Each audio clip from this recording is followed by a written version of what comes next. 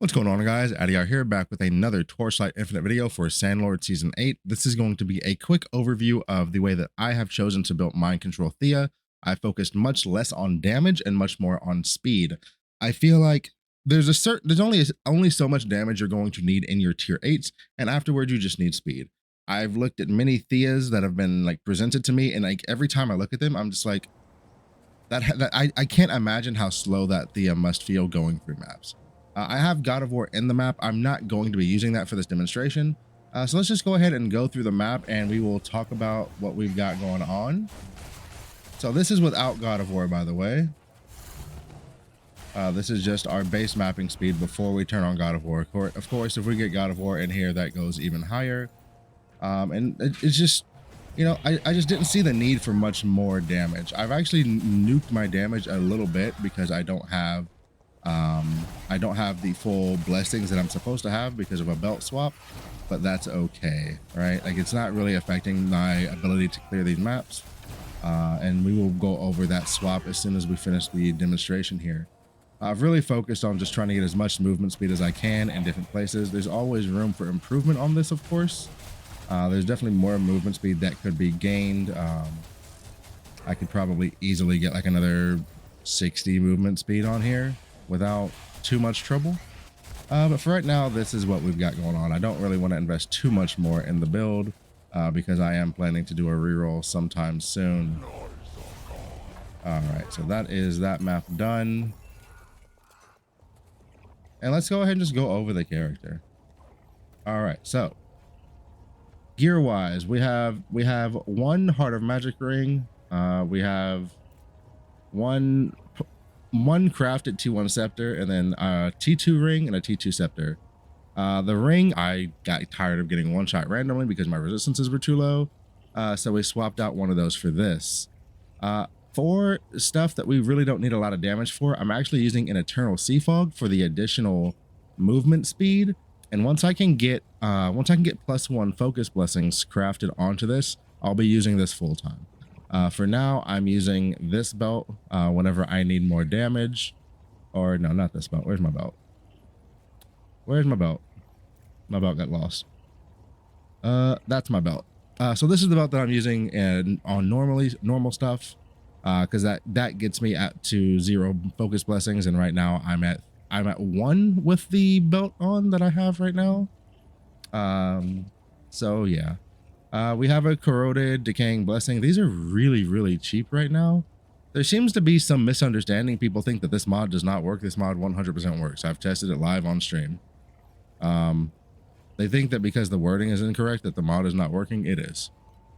I've got a Hecats with no corrosion on it. Just T2 gloves.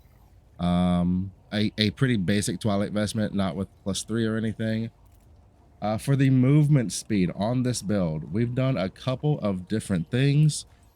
First and foremost, we are using movement speed whenever something gets maxed affliction with an extra movement speed roll on it. And then we're also using a rampage candle with additional movement speed there as well. We're using both a speed phantom and a blurry steps. And then of course we're using the shadow swamp tech. Actually, I need to fix this. I had to change this out because you know, path of progression. So that map actually should have been faster. That might explain why my damage didn't feel quite right. Yeah, we got to fix that. Anyway, I will have the correct build code for you in the pinned comment, so you can always follow that. I had to do weird stuff for path of progression. You know how it goes. But anyway, we've got movements. We've got double movement speed mods on both of our candles. Going into the actual tree, we took all the movement speed that we could find in like everything that said movement speed in the trees we took. And then on the slates, we've got even more movement speed. So the slates, I'm using the 15% movement speed while blur is active on 2 of my slates. So between this slate and this little row here, that is an additional 33% movement speed. And then we've just got a very cheap damage option here, a cheap damage option here. No movement speed here, just an extra, just 1 damage mod. On your pedigree, like, you don't even have to get a pedigree that has, like, you could get one or you could just go for like a regular blessing something or other, right? Really going to be up to you. You could actually get 2 max blessings in here instead of using this pedigree. So that's going to be dealer's choice, of course. Our current single target is right at 2.5 billion. And then of course you just saw our map clear. The build is pretty cheap, I would say. Like I have a good roll of King's Boon, but even like a really good King's Boon is super cheap.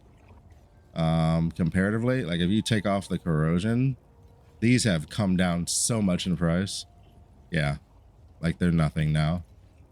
Twilight vestment, if you want an uncorroded Twilight vestment, nothing, right? Like all of these things have drastically tanked in price. Eternal Sea Fog, super cheap.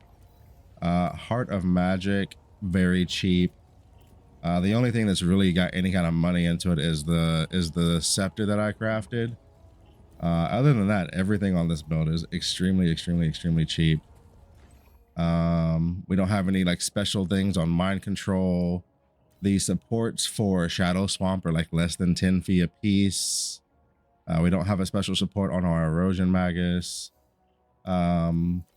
Maybe like this will be a couple hundred, I think, maybe like 200 for a Rampage roll that doesn't have a bad downside for you.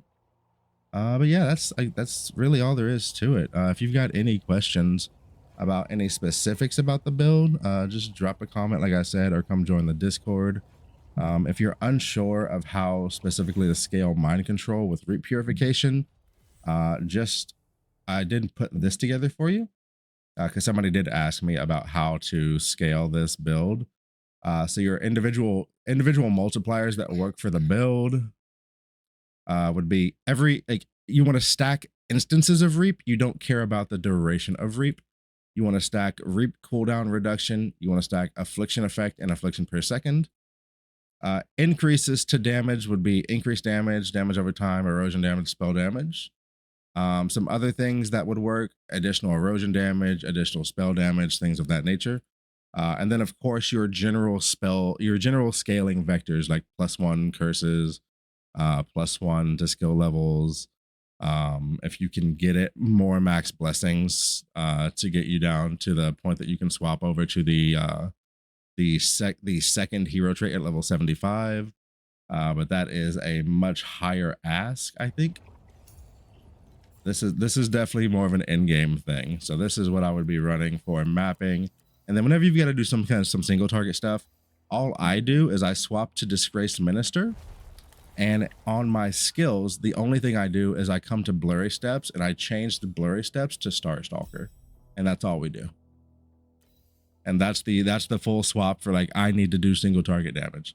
Change one skill and change one of your hero traits, and there you go. But anyway, I'm going to go ahead and get this out for you guys. I wasn't really going to do a mind control build video, but I've had enough people asking me just because I set it up for speed and not damage. So I went ahead and figured, you know what, I can just record that for the people that want it. Thank you for making it this far. Sub if you have, and I'll see you guys this evening on the live stream. Bye-bye.